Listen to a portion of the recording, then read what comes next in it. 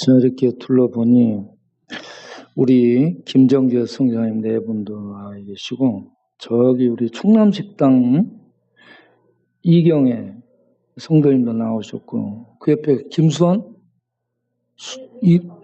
이름이 내가 유부성? 유구성. 예. 오랜만에 나오셨으니 일어나서요. 우리 충남식당 이경애 성도님 처음으로 나오셨죠? 우리 박수로 환영하겠습니다. 그러셨구나. 예, 감사합니다. 예. 오늘 또 예배에 참석하신 우리 모든 성도님들과 유튜브 동영상으로 예배에 참석하시는 모든 분들을 위해 우리 하나님의 크신 은혜와 평강이 함께하는 복된 시간이 되시기를 바랍니다.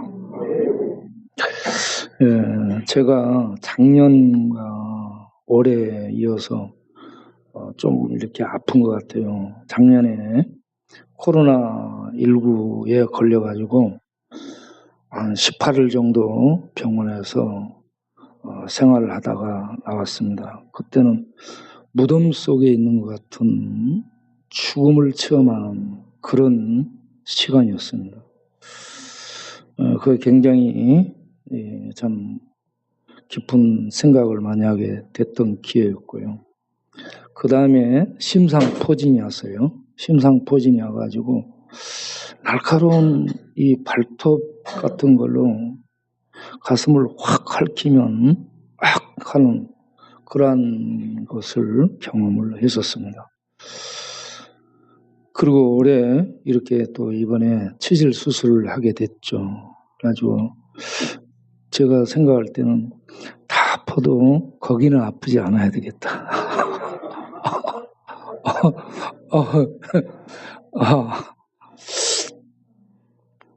저는 그게 그렇게 심해지는 줄 몰랐어요.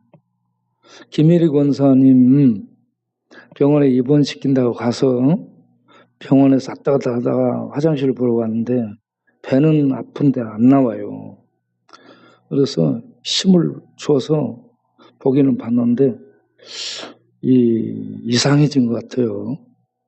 그래서 다 못 보고 스탑을 하고 좀 기다렸다가 나중에 또 가서 이렇게 보게 되는데 이제 더 안 나오는 거야.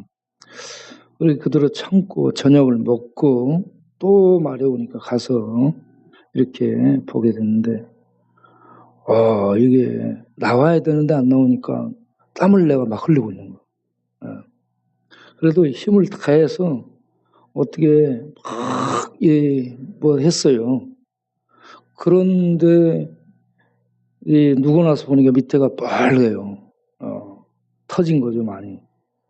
그러고 나서 엉덩이 부분이 마비가 돼가지고 못 걷겠는 거예요. 그러면서 겨우 이렇게 가게 됐죠. 그리고 저녁에 자고 나면 좀 괜찮아지겠지 생각했어요. 그런데 여전히 아프더라고. 그래서 야, 병원에 가봐야 되겠다 해가지고 병원 갔어요. 예, 병원에 가서 검사를 하기 위해 이제 기구를 넣는데 의사가 살살 넣으면 좋겠는데 그냥 막 밀어 넣어버리는 거야. 그래가지고 그냥 칼 두르는 것처럼 비명을 질렀어요. 왜냐하면 나중에 보니까 항문에 이 치질이 가득 차 있더라고. 그리고 터져가지고 상처가 나 있고 그 주변에 고름이 이렇게 많이 끼어 있는데 그런 속에 그냥 막 기구를 넣어버리니까 얼마나 아팠는지 몰라요. 예, 숨을 못 쉬겠더라고. 우리 주님이 찔림을 당할 때 숨 쉬기가 힘들었겠다. 그런 것을 느끼게 됐습니다. 그러고 와서 약을 하루 먹고 다음날 가서 이제 수술을 했죠. 수술하고 나니까 시원하더라고. 그리고 이제 펭귄 걸음으로 걸어 다녔죠. 그리고 화장실에 가면 변기 양쪽을 잡고 앉아가지고 이렇게 겨우 보는데 늘 이마에서는 땀이 나고 어쩔 때는 덜덜 떨리고 그렇게 보고 있는데 갑자기 웃음이 막 나와요. 그렇게 하면서 막 내가 웃고 있어요. 왜 그러는가 내가 보니까 원장님을 생각한 거야. 그 원장님은 30년이 넘었는데 이 양반은 평생에 거기만 들여다보고 살았네. 얼마나 막 웃음이 나가지고 그리고 갑자기 원장님 얼굴을 생각하니까 냄새가 나기 시작해요. 그래서 이 병원 이름이 종도외과인데 똥도외과 뭐 이렇게 느껴지면서 막 웃었어요. 어쨌든 이 아픔 중에도 막 웃게 하시는 하나님 참 재밌어요. 그리고 이제 기도문도 보내고 이렇게 톡 또 이 친구 목사님들하고 하다가 보니까 친구 목사님이 지금 몸 괜찮네 그래서 내가 지금 치질 수술해서 병원에 있다고 그랬더니 자기는 치질 수술을 3번이나 했대요. 그러면서 하는 말이 치질 수술은 여자들 애 낳은 것보다 힘들대. 그 일을 3번씩이나 당했다는 거예요.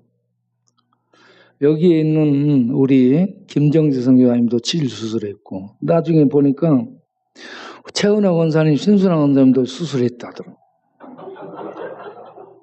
저 뒤에 이정자, 김희숙 자매님들도 전부 치질 수술했다. 그런데 저는 치질만 수술한 게 아니고 항문이 좁아져 있어가지고 그걸 째서 넓히는 수술까지 했어요. 이게 지금 이제 덜 아물어 가지고 이렇게 보거나 힘주거나 그러면 아직도 계속해서 뼈가 빨갛게 나와 있고 막 그런 상태입니다.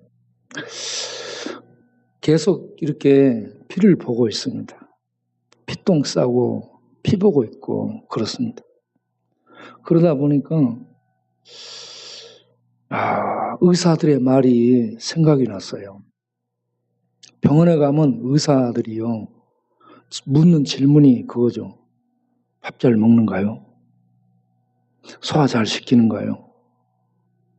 소 대변 잘 보는가요? 대변 색깔은 괜찮은가요? 잠은 잘 자는가요? 이 일상적인 질문을 하는데 이게 굉장히 중요하다는 거예요. 여러분 이런 일상에 아무 이상이 없다면 큰 축복 속에 산 줄로 아시고 감사하시길 바랍니다. 저는 한 5, 6년 전부터 배변이 잘 안 됐어요.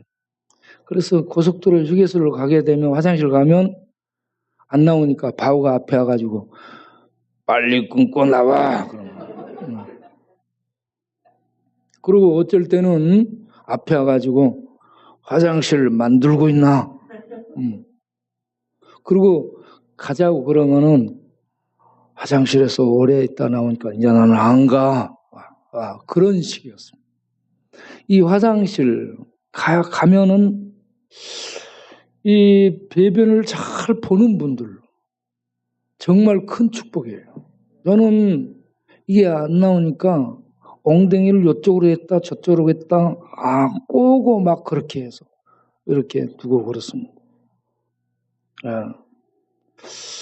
여러분 배변 잘 되는 분들은 감사한금을 매주일 10,000원씩은 하시기 바랍니다. 정말이요.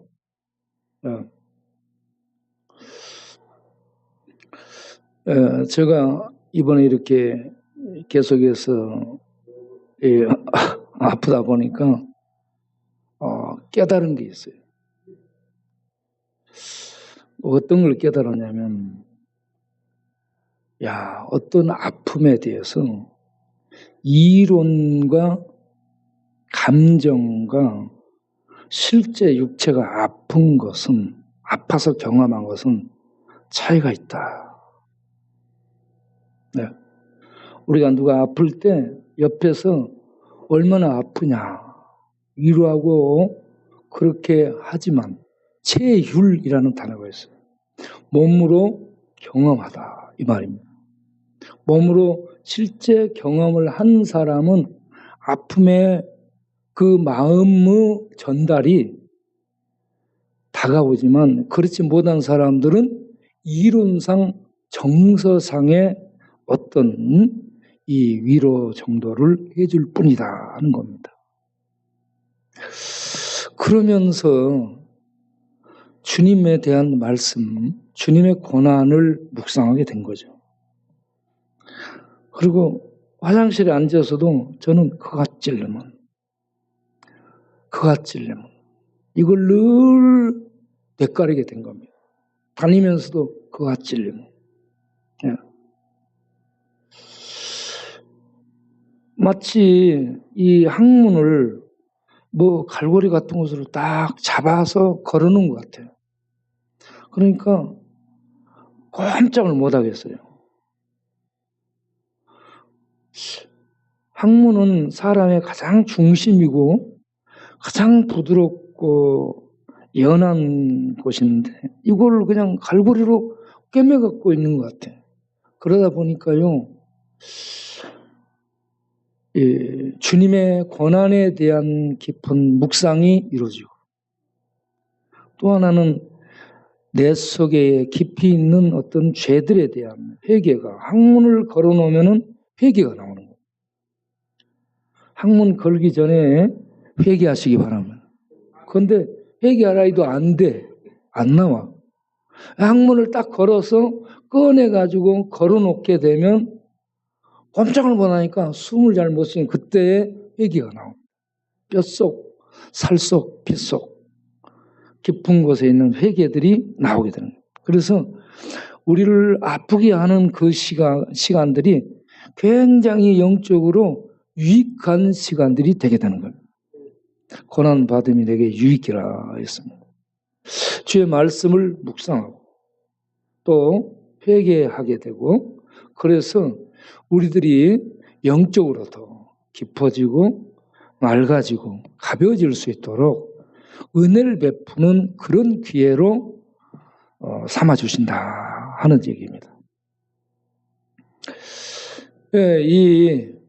그가 찔림은 이 말씀을 이렇게 보면서 1절부터 묵상을 하게 된 거죠.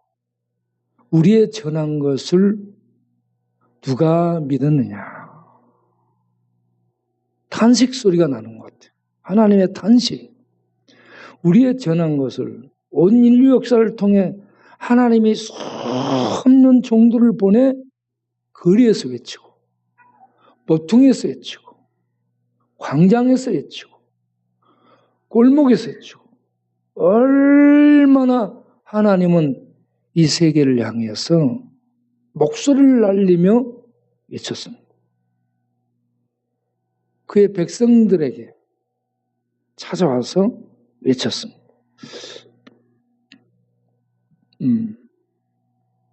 그렇게 하나님이 외쳤음에도 불구하고 믿지 않았다. 예? 믿지 않았다는 얘기예요. 2절을 보게 되면 그는 주 앞에서 자라나기를 이라고 얘기해요. 왜 믿지 않았는가? 그가 주 앞에서 자라나는 것을 보면 별 볼 일이 없이 자랐습니다. 왕궁에서 좋은 교육 받고 좋은 스펙 쌓고 어떤 이런 화려한 교육을 받은, 그래서 어디에 내놔도 지식적으로 또 외양상으로 풍채 있고 또 그럴듯한 멋진 이런 품이라든지 이런 것들이 있어야 되는데, 주님은 자랄 때에 베들레헴 마옥간에서 태어나고 애굽으로 피난 갔다가 갈릴리 산골 벽촌 나사렛에 들어가서 거기서 삽니다. 갈릴리 근방의 이 나사렛은 이름도 구약 성경에 나오지 않습니다.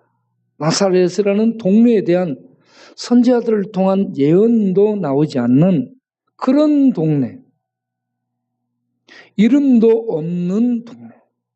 그래서 나다나엘이 야, 나사렛에서 무슨 선한 것이 나오겠느냐 할 정도로 나사렛은 사람들에게 관심 바뀝니다.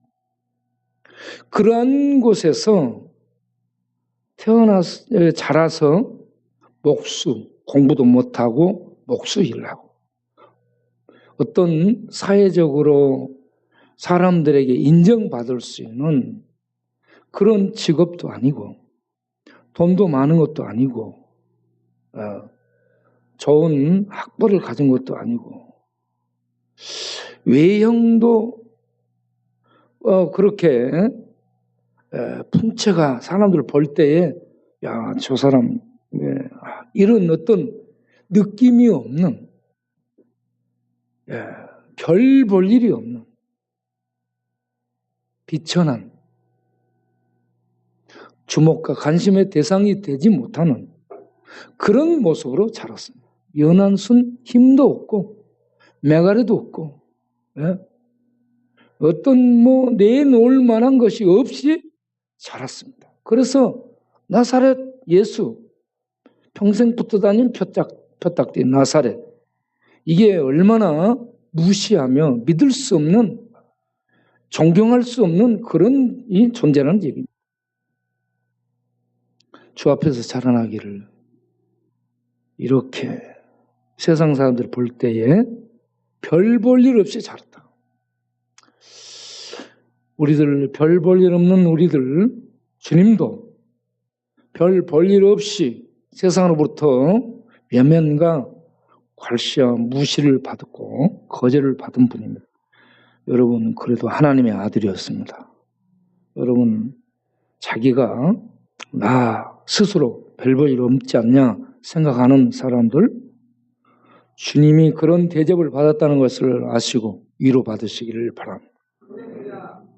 3절을 보게 되면 그는 거절을 당하고 멸시를 당했고 강고를 많이 겪었고 질고를 아는 자라고 했어요. 우리도 그를 귀히 여기지 않았다고 얘기해요. 거절을 당한 사람입니다. 외면당한. 우리 형제들이 얘기를 들어보면 학교 다니면서 폭력을 당하고 맞고 돈 뺏기고 왕따 당했다는 얘기를 많이 해요. 우리들이 학교 다닐 때는 그런 일이 없었어요. 돈 뺏거나 왕따 시키거나 그런 경우가 없습니다. 그런데 그런 일들을 많이 겪었다는 얘기를 들으면 속에서 분노가 막 올라옵니다. 그런데 우리 주님은 자기 백성에게 거절당하고 멸시받고 그렇게 살았습니다. 왜 그러냐? 그 모습이 강고를 많이 겪고 질고를 많이 당했습니다. 강고는 페인이에요. 고통입니다. 정신적인, 육체적인 아픔들, 고통들 이런 것들을 당했습니다. 질고는 질병입니다. 디지이즈. 아픔이에요. 아픔. 이런저런 아픔입니다. 육체적 아픔.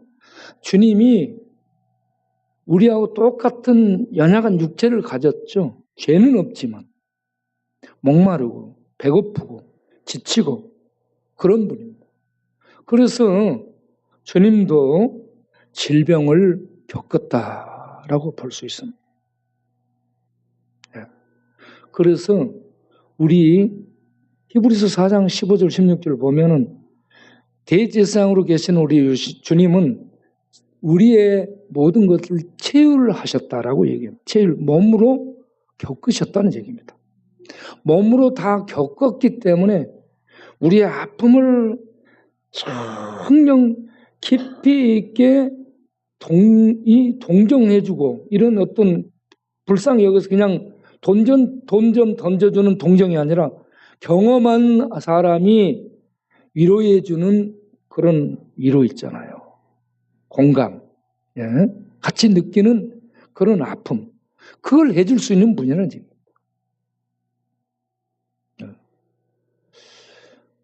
심리학자들, 상담학자들 공부하고 심리학 공부하고 상담 공부해가지고 이론 가지고 어쩌고저쩌고 얘기하죠.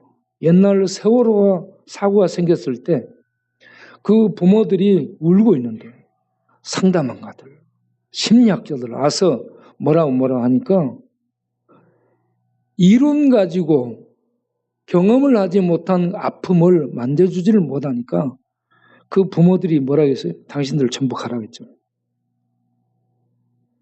상담학 이론, 심리학 이론 갖고 접근한 그들에게 필요 없어요. 전부 가라고 했어요. 네. 우리 주님은 체험하시고 겪으시고 아시고 그래서 38년 된 병자의 아픔, 그리고 혈병 환자의 아픔, 중풍병자의 아픔, 이런 아픔들을 이해하는 겁니다. 느끼는 겁니다. 그래서 그런 사람들을 치료해주는 이런 일들을 많이 하고 다니죠. 여러분, 내 마음 누가 알아주랴? 내 아픔 누가 알아주랴? 세상에 나만 혼자 있는 고아가 된 것 같은 그러한 쪽방에 가다 놓은 상황에 있을지라도 그 마음을 우리 주님은 아시고 다가오셔서 만져주시고 위로해 주실 수 있는 유일한 분으로 아시고 그럴 때에 주님을 생각하시고 주님의 손을 붙잡기를 바랍니다.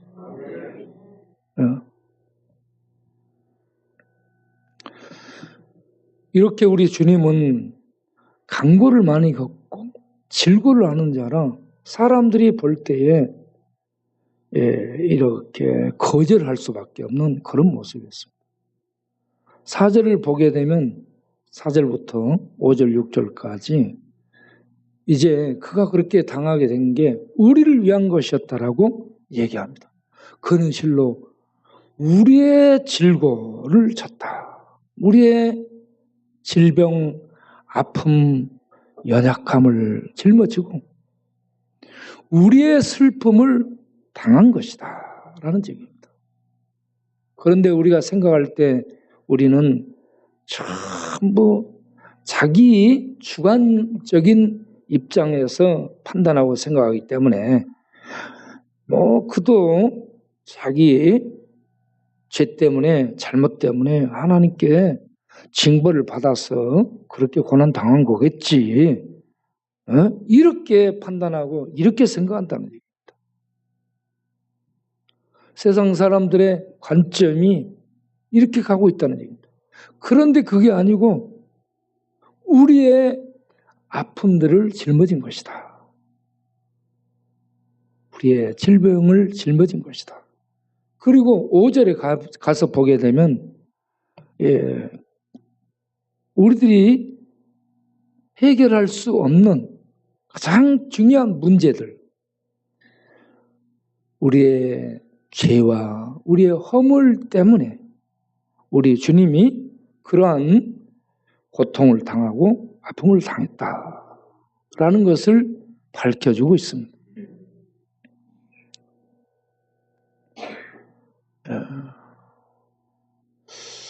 그가 찔림은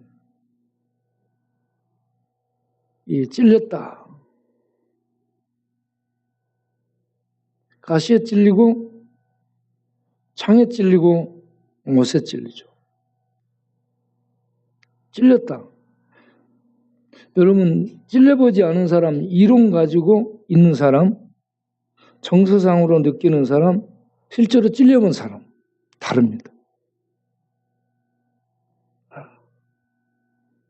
그가 찔림은 우리는 고난주간에 주님 고난을 묵상하면서 얼마나 아프셨나 못 박히신 그 손과 발 이런 노래를 하고 그렇죠. 그런데 이 노래를 하면 감정, 정서상의 느낌이 오죠. 얼마나 아팠을까 느껴집니다. 그리고 이론상으로 머리에 주님 얼마나 아팠을까? 이 느껴져요. 그런데 우리의 피, 우리의 몸, 체휼이라는 단어가 휼자가 앞에는 마음심이고 뒤에는 피혈입니다.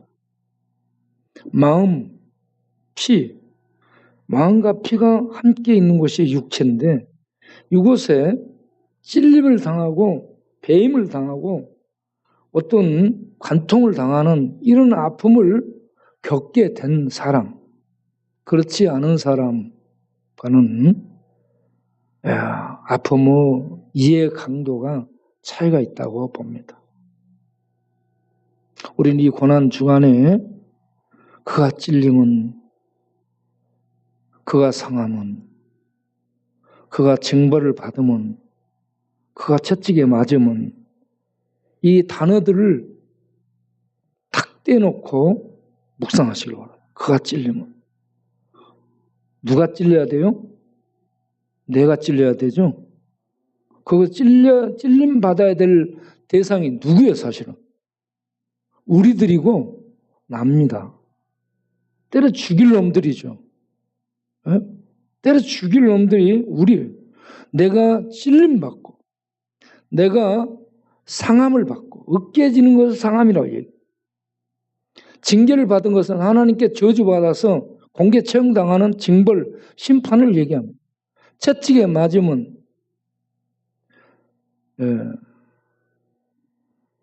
모든 분노로 하나님이 짓밟아버리는 것인데 이 채찍에 맞으면요 터진 데가 또 채찍이 날아와서 또 맞죠.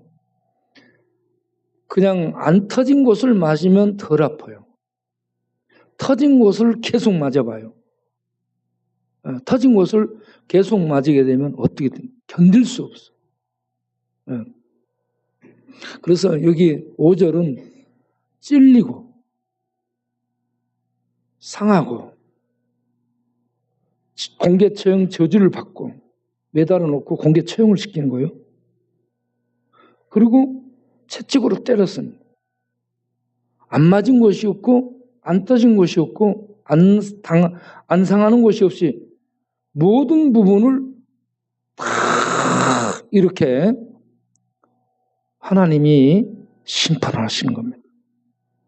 야, 저 자리, 저 심판 자리, 저렇게 하나님의 진노를 받아야 될 자리, 저 자리에 왜 죄 없는 주님이 못 박혀 저렇게 당하고 있는가? 그래서 거기에 우리 때문이라.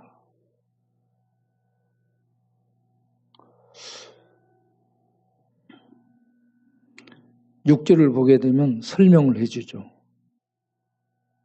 우리는 다 양 같아서 양이 말 잘 들을 것 같은데 말 안 듣는다고 그렇습니다. 우리는 다 양 같아서 그릇 행하여 각기 먼 길로 갔어요? 죄의 길로 갔죠. 죄의 길로 갔죠. 고집 부리며 죄의 길로 갔습니다. 우리는 다 각자가 죄의 길로 갔습니다. 그러면 죄의 길로 간 결과는 율법이 하나님의 심판 아래 우리를 올려놓게 됩니다. 하나님의 율법은 공의의 법이죠. 털끝만큼의 죄만 있어도 심판대 앞에 올려놓는 게 율법입니다. 우리는 다 죄를 짓는 그런 그릇된 길로 간 자들이기 때문에 율법이어서 하나님의 공의의 심판대, 예수님이 십자가에서 저주를 받은 그 심판대 우리들이 서야 돼요. 그런데 우리가 서야 될 그 자리에 우리 주님께서 그 죄악을 대신 짊어지게 하셨다. 할렐루야. 야, 여기에서 우리가 숨통이 터지는 거예요.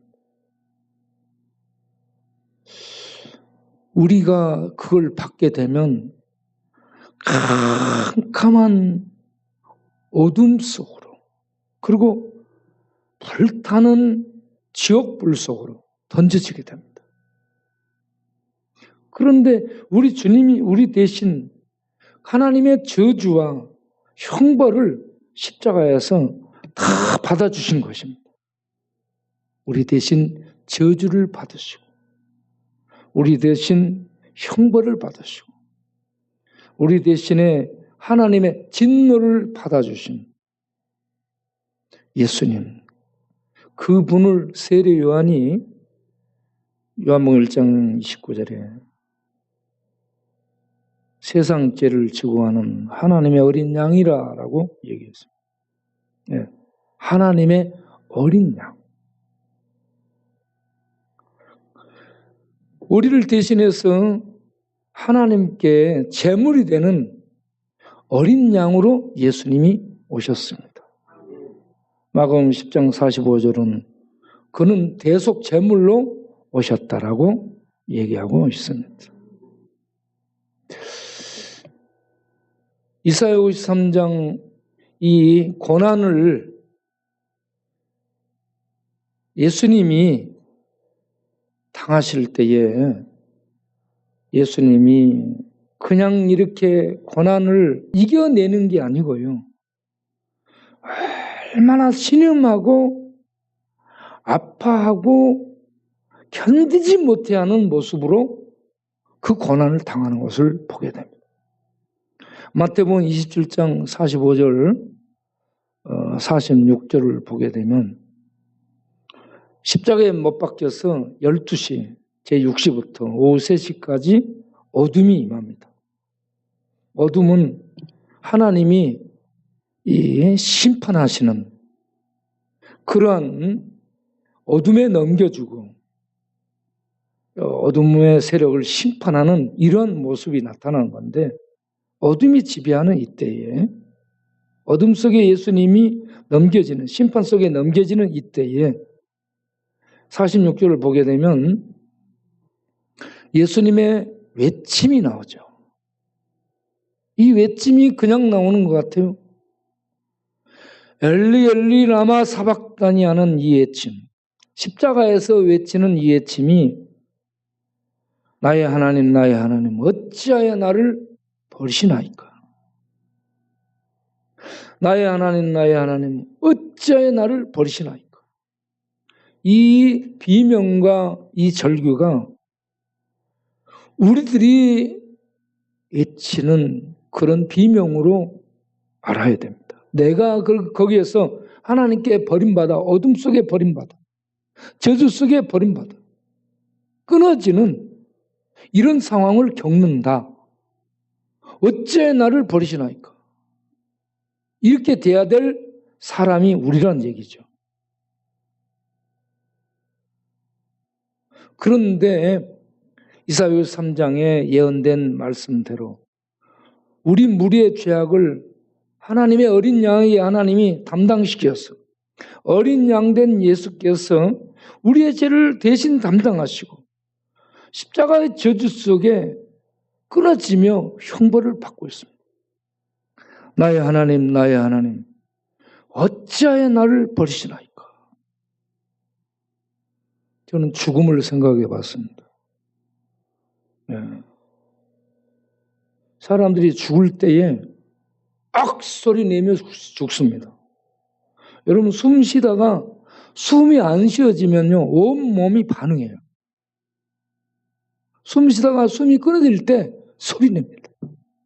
예수님도 소리 지르고 영혼이 떠납니다. 십자가에서. 예. 그냥 죽는 게 아니에요. 죽는 게 쉽지가 않습니다. 그런데 죽음이 다가오는 순간에 영안이 열리고, 영안이 열리면서 어둠이 보이기도 하고 빛이 보이기도 할 텐데, 숨이 끊어지는 죽음과 함께 어둠 속으로 던져진 자기를 보게 되면 얼마나 그 사람 비참한 겁니까? 생각해 보셔야 돼요. 내가 죽을 때 죽음의 순간에 어둠의 세력 속에 잡혀서 지옥을 향해 던져지는 나라, 아니면 빛이 환하게 비춰지며 천사들에게 이끌려서 생명의 천국에 들어가는 이런 길로 간다. 이 두 길이 주어지게 되는데, 만일 내가 죽어갈 때, 죽음에 직면했을 때 나는 어디로 갈 것인가? 어디로 갈 수 있을 것인가? 네. 여러분 준비해 놓으시길 바랍니다. 마태복음 16장 26절에 사람이 만일 온 천하를 얻고도 자기 목숨, 영혼입니다. 목숨이 영혼이에요. 자기의 목숨을 잃으면 그 얻은 천하가 자기에게 무슨 유익이 있으리요? 사람이 무엇을 주고 제 목숨과 바꾸겠느냐? 목숨보다 중요한 게 없다는 얘기입니다. 판검사가 되고 검찰총장이 되고 대통령이 되고 장관이 되고 재벌 총수가 돼 많은 걸 소유하고 누려 성공한 것 같아. 그런데 온 천하를 얻었다.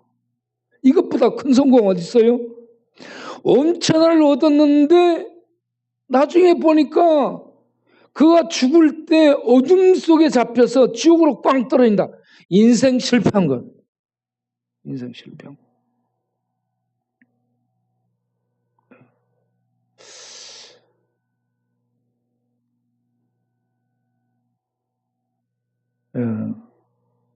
미국에 이런 이야기들이 전해지고 있죠.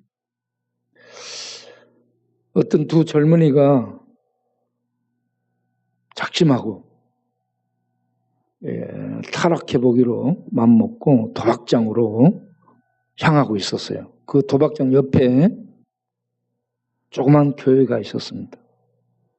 그런데 그 교회 앞에 표지판에 그날 설교 제목이 적혀 있는데 죄의 싹은 사망이다. 이거 딱 한 사람에게 들어왔어요. 그래서 둘이 가다가 야, 오늘 우리 교회에 한번 가보자. 그러면서 얘기한 거예요. 그런데 그 친구는 야, 우리가 맘먹었으면 그냥 가지. 에? 뭔 딴소리 하면서 너 가려면 가라 하고 자기는 도박장으로 간 거예요. 그런데 이 친구는 죄의 싹은 사망이라는 이 하나님의 말씀이 영혼을 때린 거예요. 여러분 말씀을 읽을 때, 말씀을 들을 때에 여러분 영혼이 그 말씀에 의해서 찔림받고 말씀이 나를 때리기를 바랍니다. 그럼 움직이는 거예요. 영혼이 움직이는 거예요. 이 친구는 그 말씀에 이끌려서 예배드리러 간 거예요. 그날 예배에 참석해서 은혜를 받고 예수께서 나를 위해서 못 박혀 죽으신 그리스도구나 이 진리를 알고 그날 예수를 영접하고 하나님의 백성이 되어서 새로운 삶을 살게 된 겁니다. 그렇게 해서 30년 뒤에 두 사람의 운명이 엇갈리게 되는데 한 사람이 교도소에서 신문을 들고 읽으면서 우는 거예요. 그 신문에 일면에 톱기사로 나와 있는 내용이 제22대 미국 대통령 클리브랜드 취임이라는 이러한 타이틀이 적혀 있는 거예요. 자기 친구였어요. 그날 둘이 도박장으로 가던 길에 친구는 교회 표지판에 적힌 하나님의 말씀에 이끌려서 예배당으로 갔고 자기는 작심한 대로 타락하기로 작심한 대로 도박장으로 가서 계속해서 도박에 쾌락과 향락을 쫓아 인생을 살았는데 그러다가 사형수가 돼가지고 교도소에 있는 그런 운명이 됐고 한 친구는 예수를 믿고 하나님의 축복 속에서 그가 대통령이 되는 이런 운명의 엇갈림을 만나게 됐다는 거예요. 그래서 구에서서 후회를 하면서 그렇게 신문을 봤다 하는 이런 얘기가 전해지고 있습니다. 여러분, 우리에게는 수없는 기회가 평생 주어집니다. 이 도박장으로 가는 길에 하나님의 말씀에 이끌려서 죄 싹쓰는 사망이라, 이 말씀에 이끌려서 예배당으로 간 사람처럼 우리들의 마음이, 우리들의 영혼이 하나님의 말씀에 이끌려서 하나님 앞에 나아가는 그런 사람들로 살 수 있게 되기를 바랍니다. 로마서 6장 23절에 잘 아는 말씀, 죄 싹슨 사망이요 하나님의 은사, 하나님의 선물은 우리 주 예수 그리스도 안에 있는 영생이 그리스도를 통해 주는 선물입니다. 죽음 꼴딱꼴딱 하는 그런 우리가 예수를 통해 얻은 영생을 선물로 갖고 살게 된다면 죽음의 그 문을 우리는 주와 함께 평강 중에 들어가게 될 줄로 믿습니다. 그래서 이 세상을 살고 있는 우리들에게 세상에서 물론 이런저런 일들도 하고 살아야 되죠. 육신적인 빵도 먹어야 되니까. 그렇지만 가장 중요한 선은 요한복음 1장 12절 13절에 이 사도 요한을 통해서 우리에게 주는 이 대선언, 하나님의 대선언이 뭐예요? 영접하는 자, 곧 그 이름을 믿는 자들에게 하나님의 자녀가 되는 권세를 주셨으니 할렐루야. 이는 혈통이나 육정이나 사람 뜻으로 나지 않냐고. 인공지능도 모르고 철학자도 모르고 과학자도 모르고 이 세상을 미래에 지배할 인공지능도 이건 모릅니다. 영접하면 하나님이 보낸 예수가, 우리를 대신해서 죽은 예수가 우리의 구원자라는 거. 십자가에 못 박혀 죽어버렸는데 세상 사람들이 볼 때에 죽어버린 저가, 두들겨 맞은 저가 무슨 힘이 있고 무슨 능력이 있어 하나님의 아들이고 구원자가 될 수 있느냐. 이게 비밀이라는 얘기죠. 십자가에 못 박혀 그렇게 처참하게 능지처참당하며 죽어가는 심판당하는 그 주님이 우리들의 죄값을 처리하고 우리의 구원을 이루신 구원자가 된 줄로 믿습니다. 이게 비밀이에요. 이게 세상 사람들에게는 못 박혀 죽고 맞고 처참한 몰골은 그 예수, 그게 무슨 능력의 구원이 있겠느냐. 그거 믿어갖고 무슨 그렇게 두들겨 맞고 죽어간 그가 무슨 구원을 줄 수 있겠냐. 이렇게 판단하는데 하나님은 그 아들을 통해 죄를 처리한 겁니다. 죽음의 세력을 파괴한 겁니다. 그래서 마태복음 27장을 보게 되면 십자가에 못 박혀서 예수님이 죽고 난 다음에 성소 휘장이 찢어지고 지진이 일어나며 이 무덤들이 열렸다라고 말씀이 나오고 있습니다. 뭐요? 성소 휘장이 찢어졌다는 것은 하나님과 인간 사이를 가로막고 있던 죄의 벽이 파괴됐다는 거, 찢어졌다는 거. 이제는 누구든지 예수를 입입어 하나님 앞에 바로 나갈 수 있는 길이 열린 줄로 믿으시기 바랍니다. 무덤이 열렸다는 것은 사망의 세력, 죽음의 세력이 닫고 있던 무덤. 이 무덤이 더 이상 죽음이 제어하지를 못하고 풀어놓게 되므로 무덤 속에 있던 자들이 다시 살아나게 되는, 곧 이거는 죽음의 세력이 예수 그리스도에 의해서 파괴당한 것을 말씀해 주고 있는 대목입니다. 예수 그리스도의 십자가에 못 박혀 죽음으로 말미암아 죄의 세력을 찢으시고 죽음의 세력을 파괴하며 죄와 죽음으로 이 땅을 지배하는 마귀의 세력을 제어를 하게 된 겁니다. 정복을 하게 된 것이죠. 그래서 이 예수를 믿게 되면 하나님의 자녀가 되며 하나님의 자녀된 신분을 얻는데 그냥 자녀된 신분 정도를 얻고 사는 것이 아니라 하나님의 자녀가 되는 권세가 주어진다. 이 권세는 엑수시아라는 단어, 알살라틴인데 이 권세가 공적으로 합법적으로 주어지는 권세를 얘기하는 겁니다. 법관, 공무원, 대통령 이렇게 합법적으로 주어지는 권세입니다. 그러면 우리는 누구에게 이 자격을 부여받느냐?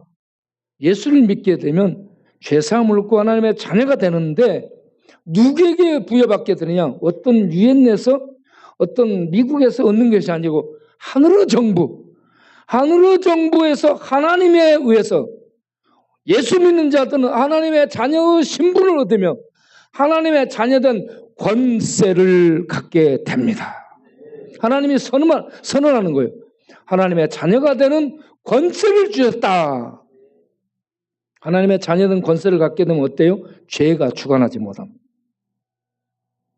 죽음이 힘을 쓰지를 못해요. 그 위에서 하나님의 자녀된 권세를 가진 하나님의 자녀에게 죄와 죽음의 세력이 조금 더 힘을 쓰지 못합니다.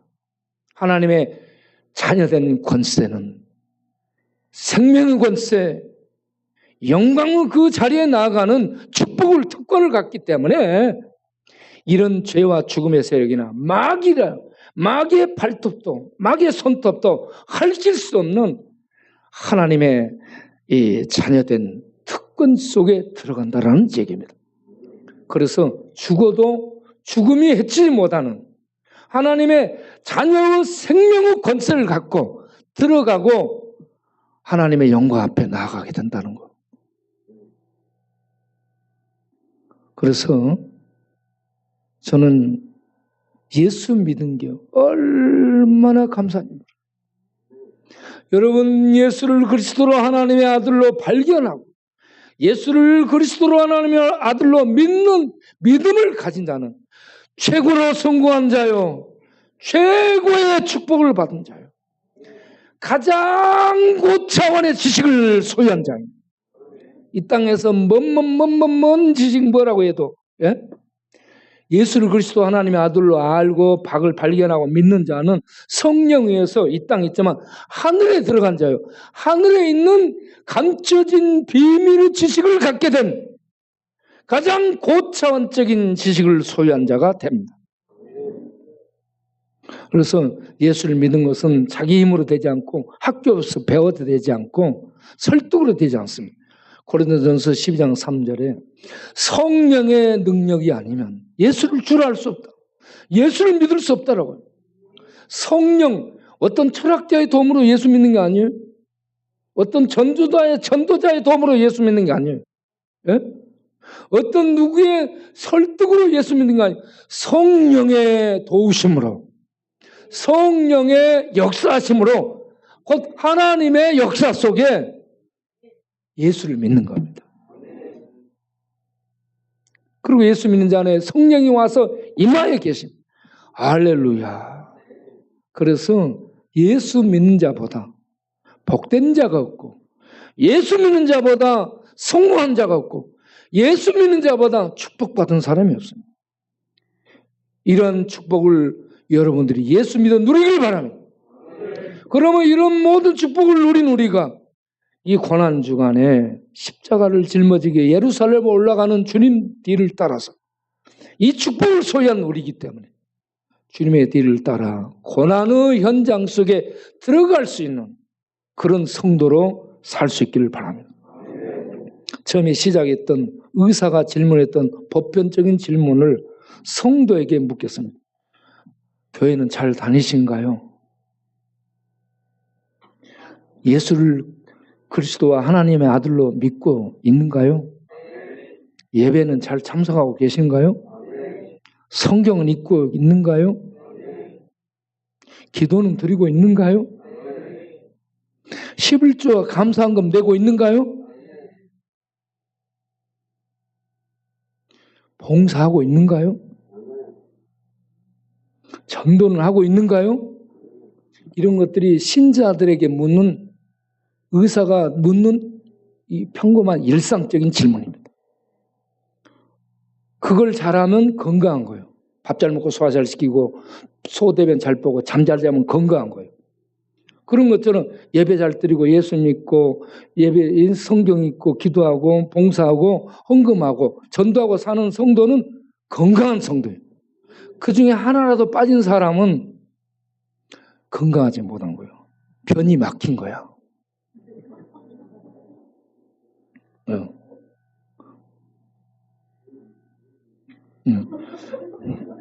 종도에 있고 가기 전에 예배 드리고 헌금하고 기도하고 봉사하고 전도하는 일에 주님이 나를 위해서 대신 저주를 받았는데 그 은혜를 입은 내가 그런 일을 하는 거 당연하지 않겠습니까? 그러한 삶을 살면서 주님 고난 속에 동참할 수 있는, 이제는 우리가 주님의 고난에 체휼하며 들어갈 수 있는 그러한 성도로 살 수 있는 우리 모두 되기를 바랍니다. 기도하겠습니다. 우리 다 같이